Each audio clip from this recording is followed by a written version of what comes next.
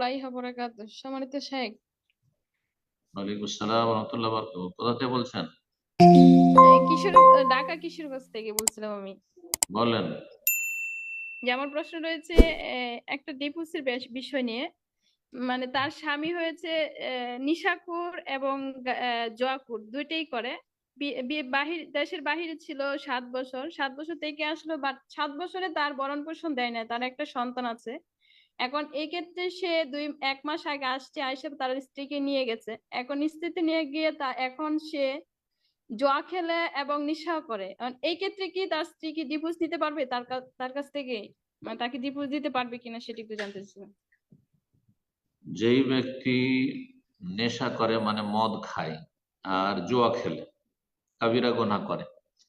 আর শুধু কাবিরা গুনাহ নয়, বরং মদ খাওয়া হচ্ছে উম্মুল খাওয়ায়, সমস্ত কাবিরা গুনহার নোংরামির জড়, শিকড়, মূল।